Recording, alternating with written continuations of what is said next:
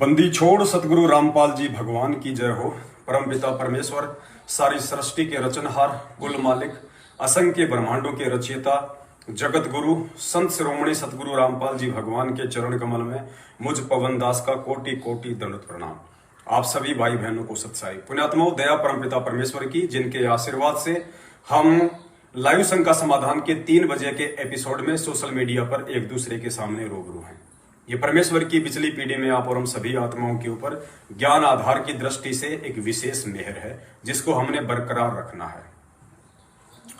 तो एक छोटी सी शंका, और वो छोटी सी शंका ना जाने हजारों भगत भाई बहनों की आज बन के रह चुकी है, क्योंकि ज्यादातर जो लोग सतलोक आश्रम मैनेजमेंट हरियाणा वालों के फर्जी नामदान केंद्रों से नाम दीक्षा ले रहे हैं, जो कि संत रामपाल जी महाराज जी, जो कि आज शरीर रूप में हिसार जेल में बैठे हुए हैं, उनके आदेश नहीं है किसी भी व्यक्ति को बाहर इस तरह से राशन की दुकान की तरह नामदान केंद्र खोलने का।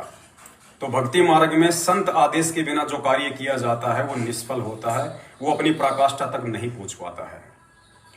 तो जो भगत भाई बहन ना समझी के चलते सतलोक आश्रम मैनेजमेंट हरियाणा वालों से ऑनलाइन नाम दीक्षा ले चुके हैं, या और भी बहुत सारे भगत भाई बहन जो नाम दीक्षित हैं, लेकिन उनके पास में जो चरणा अमृत है, जो नाम दीक्षा के समय दिया जाता है चरणा अमृत, वो चरणामृत उनके पास में समाप्त हो चुका है।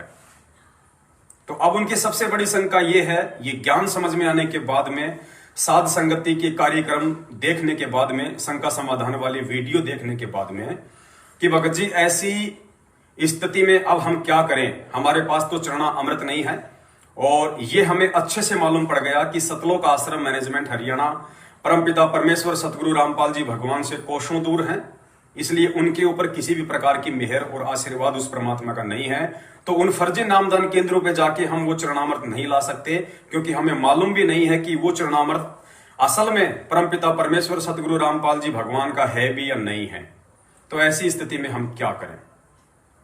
पुण्यात्माओं, ये ज्ञान आधार की भक्ति है, और परमेश्वर ने अपने सत्संगों के माध्यम से सारे रास्ते खोले हुए हैं, बशर्ते हमारे को सत्संग थोड़ा सा ध्यान से सुनना चाहिए।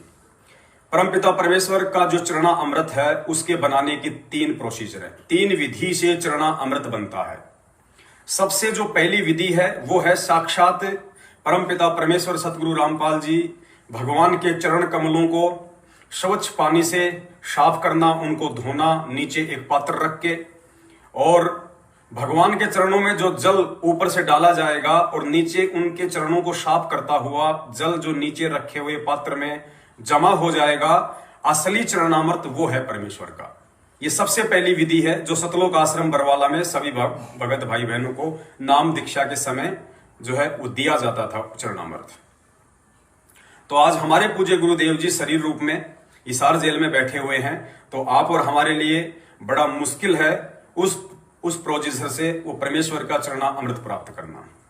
इसके बाद में दूसरी जो विधि बताई परमपिता परमेश्वर ने, वो होती है पाठ प्रकाश के माध्यम से चरणामृत बनाना। क्योंकि जब पाठ प्रकाश किया जाता है परमपिता परमेश्वर के आदेश अनुसार, क्योंकि ये जो पाठ प्रकाश की जो विधि है या पाठ प्रकाश है जो 3 दिन का होता है, ये बिना उस सारी सृष्टि के रचनहार सतगुरु रामपाल जी भगवान की उपस्थिति के संभव नहीं है।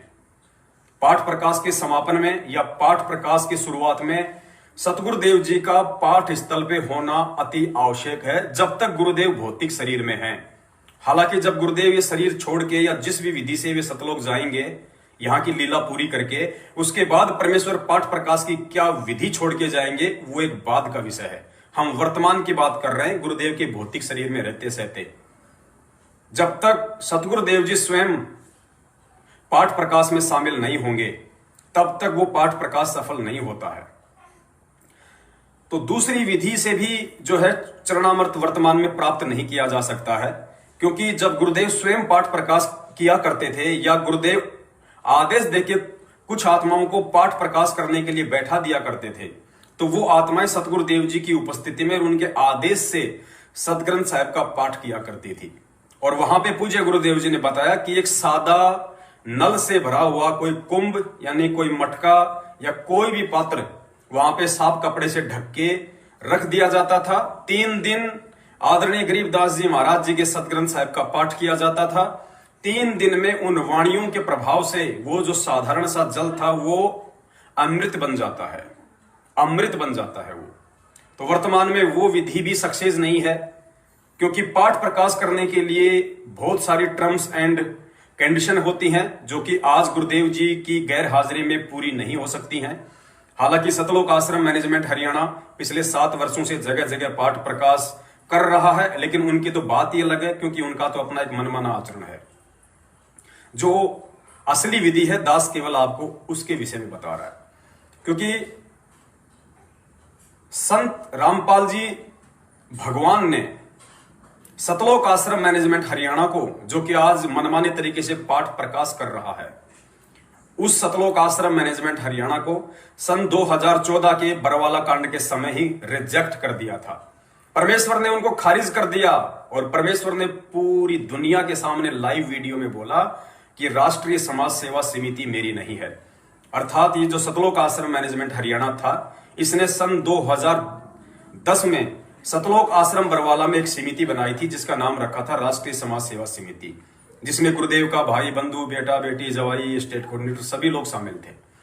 तो बरवाला कांड के बाद में पूज्य गुरुदेव जी ने पूरी दुनिया के सामने उस समिति को, अर्थात सतलोक आश्रम मैनेजमेंट हरियाणा को खारिज कर दिया, ये कहते हुए कि राष्ट्रीय समाज सेवा समिति मेरी नहीं है। पुण्यात्माओं, जो गुरु भगत होगा और जिसको ये ज्ञान समझ में आ गया होगा, उसके लिए तो सतगुरु का वचन ही पर्याप्त होता है। तो सुनिए परमपिता परमेश्वर के 2 छोटे छोटे मीडिया को दिए गए इंटरव्यू, जिसके माध्यम से उस सतवादी परमपिता परमेश्वर ने पूरी दुनिया के सामने यह ऐलान कर दिया कि राष्ट्रीय समाज सेवा समिति अर्थात सतलोक आश्रम मैनेजमेंट हरियाणा मेरा नहीं है। इल्जाम है सर, इल्जाम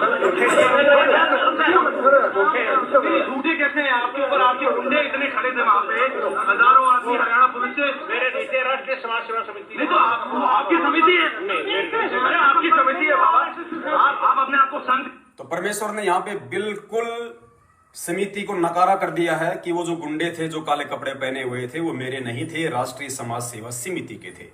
उसके बाद में मीडिया कर्मी ने कहा कि बाबा समिति भी तो आपकी है। तो पूज्य गुरुदेव भगवान ने कहा कि नहीं नहीं, समिति मेरी नहीं है। तो ये परम संत का वचन है, 7 वचन पलटे नहीं चाहे पलट जाए ब्रह्मांड। अभी ये निर्भर करता है भगत के ऊपर कि वो अपने गुरुदेव के वचनों को कितनी महत्वता देता है। यह उस भगत की अपनी सोच और बुद्धि का विषय है। दूसरा इंटरव्यू।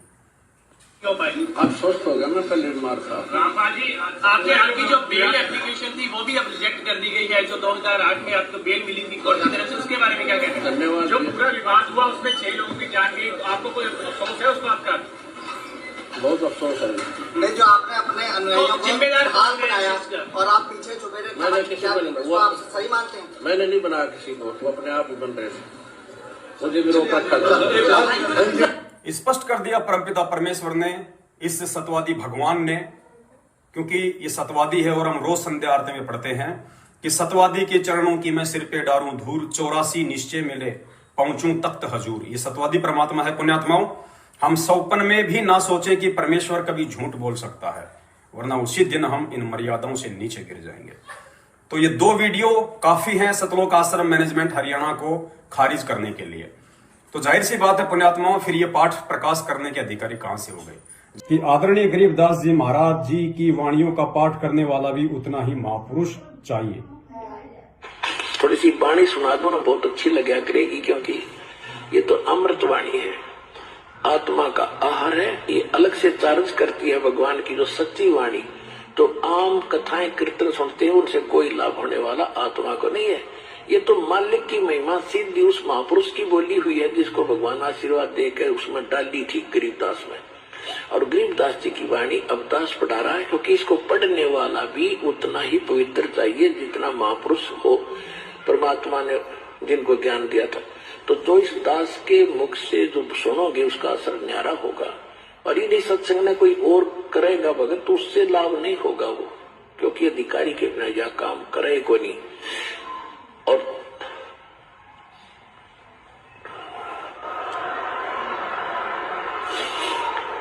और इस दास के मुख से ये सीडी आजकल ये बन की मेमोरी कार्ड में भी जाती है, या सीडी में जाती है, डीवीडी में जाती है, कहीं टीवी से सुनते, उतना ही असर करेगी वहां पर भी। वहां भी ऐसे असर करेगी, क्योंकि इस दास का बोला हुआ सत्संग वचन परमात्मा की ताकत साथ जाती है इस दास के माध्यम से, तो उतना ही काम करेगी। तो इसलिए जो अन्य कोई अटपट करेगा बीच में, अपनी महिमा बढ़ाओगा, मार खाओगा, यही परमात्मा के वचन सुना दो, डीवीडी लगा दो, चिप सुना दो, आपको भी लाभ होगा, सामने वाले के भी असर करेगा। अगर कोई अपने इस ज्ञान को चुरा कर आप प्रभु पाकेगा तो उसकी प्रॉपर्टी होगी, तो थोड़े दिन में फिर वो पकड़ा भी जाओगा, क्योंकि तो बस विस्तार फैल रहा है भगवान का।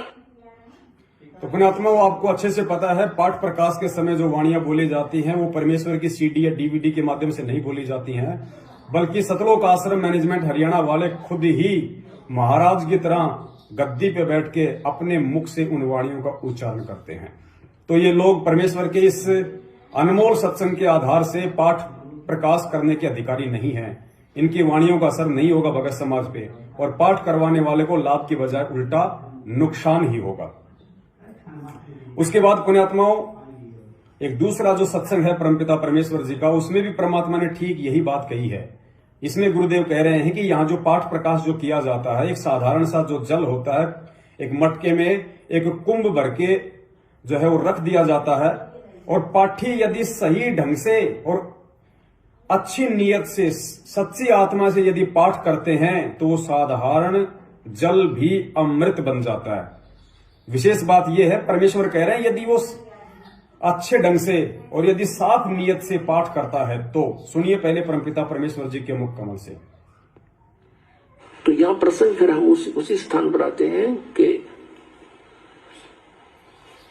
उस व्यक्ति को बहुत समझाया हमने कि वहां पर सारी सुविधाएं उपलब्ध हैं, वहां दूधों की नदी बहती है, वहां दूध खराब नहीं होते, वहां ऐसा आहार है। फॉर एग्जाम्पल, जैसे यहाँ गंगा का जो जल है ये सतलोक से आया हुआ है, ये इस काल के लोक का नहीं है। तो इससे ही आप आइडिया लगा सकते हो, इस गंदे लोक में भी वो खराब नहीं होता जल, से 10-100 वर्ष रखो उसको कई बोतल में। और आपको एक प्रमाण देते हैं, जो हम यहाँ एक कुंभ रखते हैं जो पाठ करते हैं, और पाठी ठीक ढंग से इसका पाठ करते हैं स्वच्छ आत्मा से, तो वो जल उस मालिक की, उस सच्चिदानंद घन ब्रह्म की वाणी के उच्चारण से उसमें इतनी ताकत है परमात्मा की वाणी में कि वो जल गंगा जल से भी श्रेष्ठ बन जाता है। हमारे पास सन 1995 का एक बोतल में जल रखा है, एक बहन के घर रखा था, हम सत्संग क्या करते गाँव में, नगर नगर में जाके, तो उसके पास रखा था एक बोतल में, लगभग वो 2-3 किलो की होगी, और वो कहने लगी जी हमारे पास वो मंत्र वो रखा है जल, उसका क्या करूं। ये सन 2009 में उसने दिखाया, 1994 का 15 साल का जल एज इट इज रखा है, नौका उसमें कण भी नहीं किसी वस्तु खराब होने का। तो कहने का भाव ये है कि ऐसे पदार्थ है वहां पर, वो कभी व्यर्थ नहीं होते। नदी बहती है, दरिया बहते हैं, सरोवर भरे हैं दूध और दही सभी प्रकार की मेवा के। तो पुण्यात्माओं, परमपिता परमेश्वर पूज्य गुरुदेव भगवान कह रहे हैं कि पाठी यदि ठीक ढंग से और यदि स्वच्छ आत्मा से पाठ करते हैं तो वो साधारण जो जल है वो भी अमृत बन जाता है परमेश्वर की वाणियों से, वचन शक्ति से। तो पुण्यात्माओं, जिस सतलोक आश्रम मैनेजमेंट हरियाणा को पूज्य गुरुदेव जी ने 2014 बरवाला कांड के बाद ही नेग्लेक्ट कर दिया, खारिज कर दिया, ये कहते हुए कि राष्ट्रीय समाज सेवा समिति मेरी नहीं है, तो सोचिए आज वो ठीक ठाक ढंग से कहां है। जो परमेश्वर के द्वारा खारिज किए जा चुके हैं, उनके द्वारा भक्ति मार्ग की कोई भी क्रिया सफल नहीं होनी है, और ऊपर से इनके कुकर्म जग जाहिर हैं। शास्त्र विधि को त्याग के मनमाना आचरण, भक्तों से राजनीति इन्होंने करवा दी, आरक्षणबाजी इन्होंने करवा दी, आनंदपाल सिंह जैसे गैंगस्टरों की सीबीआई जांच के समर्थन में भक्तों को इन्होंने खड़ा कर दिया। हरियाणा के जाट आरक्षण में 11-11 लाख रुपए का चंदा, भगत समाज के दान का पैसा उन कुपात्रों को देके सबके इन्होंने कर्म फुड़वा दिए, और भी ना जाने कितने कुकर्म जिनकी गिनती नहीं है। तो पुण्यात्माओं, ये ठीक ठाक कहां हैं, इनकी आत्मा स्वच्छ कहां है। तो दूसरी जो विधि थी परमेश्वर का चरणा अमृत बनाने की पाठ प्रकाश के माध्यम से, वो भी वर्तमान में ठीक नहीं है। अब तीसरी विधि क्या है पुण्यात्माओं, जिसके माध्यम से जो परमेश्वर का चरणामृत है वो प्राप्त किया जा सकता है। वो तीसरी विधि स्वयं आपके पास में है, आपके घर में है। उस विधि से यदि आप एक विश्वास के साथ में यदि आप परमेश्वर को परमेश्वर मान के उन पे विश्वास करके यदि आप उस विधि को अपनाएंगे तो निश्चित तौर पे वो साधारण जल भी चढ़ना अमृत हो जाएगा। और वो विधि है, वो फॉर्मूला है पुण्यात्मा विश्वास का। कहे कबीर सुनो भाई साधो मैं तो हूं विश्वास में। पुण्यात्मा विश्वास नहीं है तो कुछ भी नहीं है। और ये सत्संग सुन सुन के साध संगति से जुड़ जुड़ के आपने अपने पूज्य गुरुदेव भगवान के ऊपर विश्वास ही पैदा करना है। क्या बताया पूज्य गुरुदेव जी ने, सुनिए एक छोटा सा उनका सत्संग। परमेश्वर कह रहे हैं कि ये जो वाणियां हैं जो परमात्मा की, जो तुम आरती करते हो, मंत्र करते हो, शब्द सुनते हो, सत्संग सुनते हो, इनका जो असर है वो कहां कहां होता है। उसके बाद आपको समझ में आएगा पुण्यात्माओं की तीसरी विधि क्या है। सुनिए पहले परमपिता परमेश्वर जी के मुख कमल से कि वाणियों का कितना असर होता है। बोलो सतगुरुदेव की जय हो। अब देख लो, आप दिन में सतनाम जिनको प्राप्त है कम से कम 1000, 500, 2000 मंत्र तो डेली करते हो, चाहे कितने बिजी हैं। चलते फिरते बस में बैठ कर खाते पीते परमात्मा ने बेरा है कि कान पीछा छोड़े को ना, और ना इसने भक्ति की फुर्सत दे फसाई सा दिया। तो परमात्मा ने ऐसी विधि बता दी कि नाम उठत नाम बैठत नाम सोत जागबे, नाम खाते नाम पीते नाम सेती लागबे। हमने देखा हमारे खेतों में जो हल जोड़ा करते थे हाली, कुछ तो हमारे मतलब हम उम्र थे, कुछ बड़े थे, तो तकरीबन हमने देखे वो क्या करते, हल जोत रहे हैं और रागनी गा रहे उसका पीछे पीछे कोई फिल्मी गाना गाता गाता अपना काम करे। परमात्मा के अब हम वही परिश्रम करते करते आरती कर ले, रमैनी कर ले, और बातें मंत्र श्रवण करे राम नाम का, ना परमात्मा की महिमा के शब्द गान लग जा, तो वो उसके द्वारा बीजा हुआ अन्न भी परमात्मा के मंत्रित हो जाता है उस वाणी से। और फिर वो उस अन्न को कोई खावेगा उसका भी दारों लग जाएगा। इब गावा रागनीर पीवा बीड़ी और फिर बीज बोए रत राग, उसका क्या असर होगा फिर उस बीज से, सारे नशेड़ी हो गए उसी तरीके से। तो ऐसे ही हमने समाज को बदलना है, इस प्रोसीजर को चेंज करना है।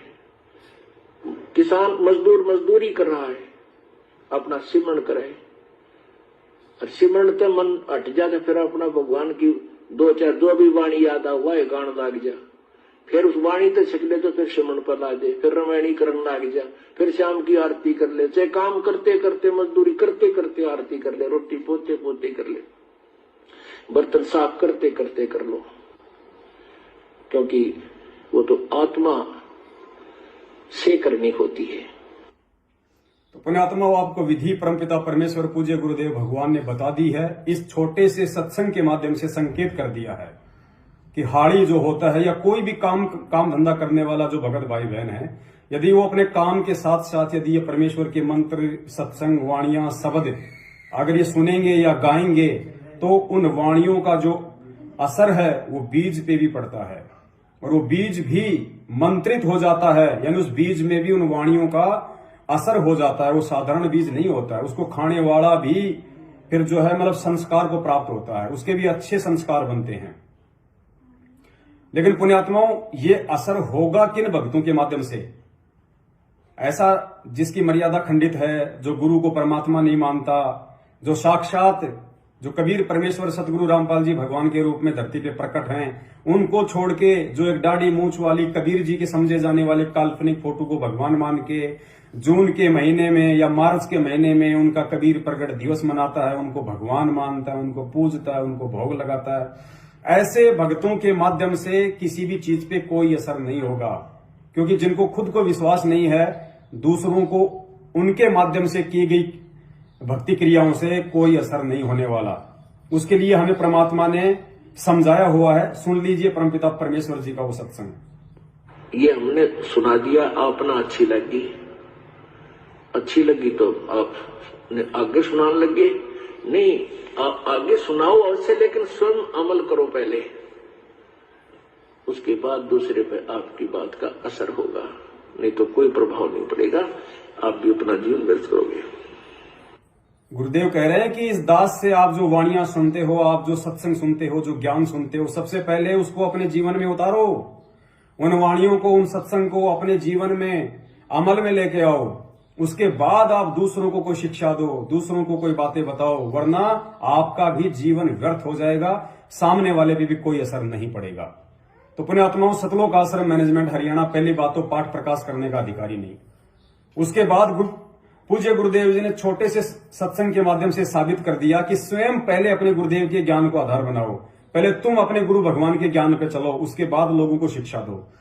तो राजनीति करने वाले, आरक्षणबाजी करने वाले, ज्योति पाठ और दान कुपात्र होने के बावजूद भगत समाज से लूटने वाले, गैंगस्टरों की सीबीआई जांच करवाने वाले, भगत समाज को दान के नाम पे लूटने वाले खुद कितने ज्ञानी हैं और कितने परमपिता परमेश्वर अपने पूज्य गुरुदेव भगवान के वचनों पे चल रहे हैं।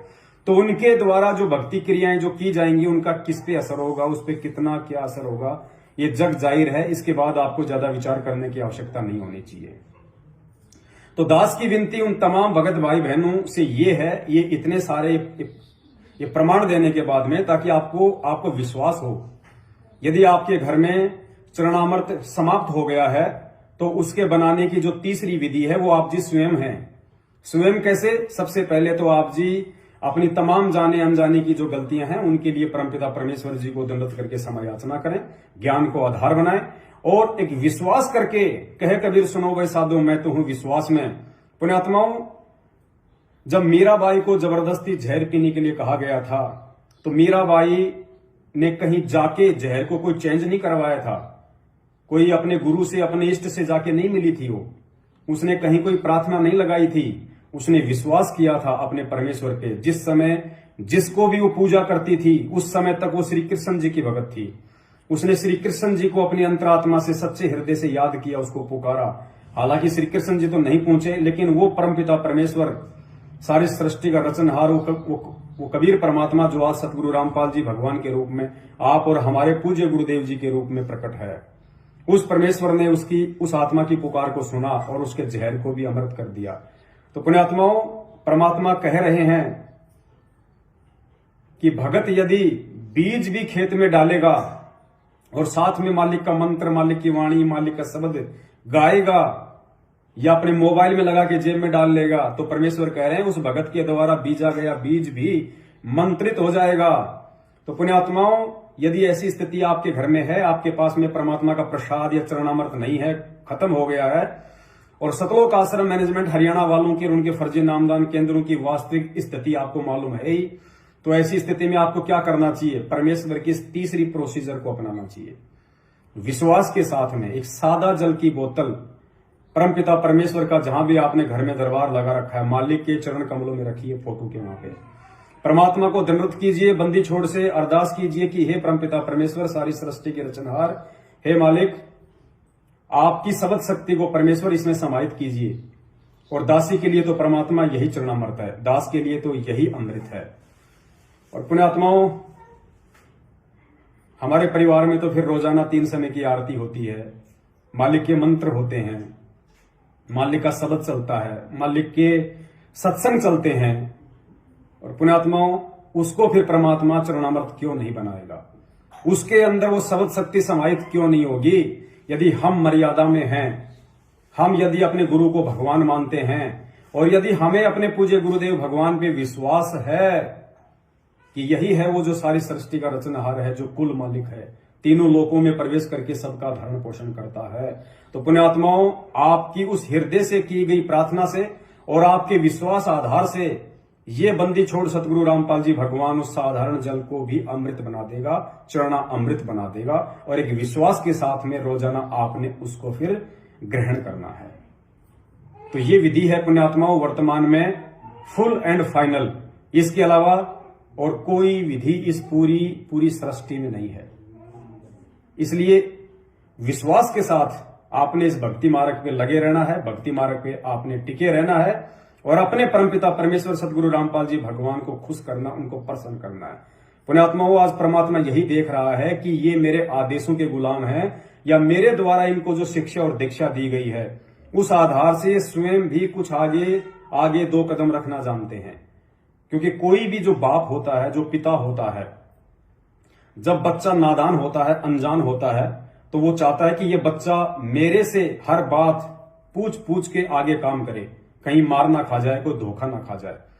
और वही बच्चा जब 20-25 साल का हो जाता है, समझदार हो जाता है, तो वही पिता फिर ये चाहता है कि अब ये बच्चा मेरे आदेशों का गुलाम ना बनके, मेरे द्वारा इसको जो शिक्षा दी गई है, व्यावहारिक या आध्यात्मिक, उस शिक्षा के आधार से अब ये अपने जीवन के फैसले स्वयं ले। क्योंकि मैं आज हूं, मैं कल नहीं रहूंगा। बच्चा अगर मेरे ऊपर ही डिपेंड रहा तो मेरे जाने के बाद में धोखा खा जाएगा, दुनिया इसको लूट लेगी। इसलिए जीते जी वो बाप चाहता है कि ये बच्चा अपने पैरों पे खड़ा होकर मुझे दिखाए ताकि मैं प्रसन्न हूं। तो यही स्थिति पुण्यात्माओं इस परमपिता परमेश्वर सदगुरु रामपाल जी भगवान की है। आध्यात्मिक जीवन में हम उनके बच्चे हैं और एक समय होता है जब परमात्मा अपने बच्चों को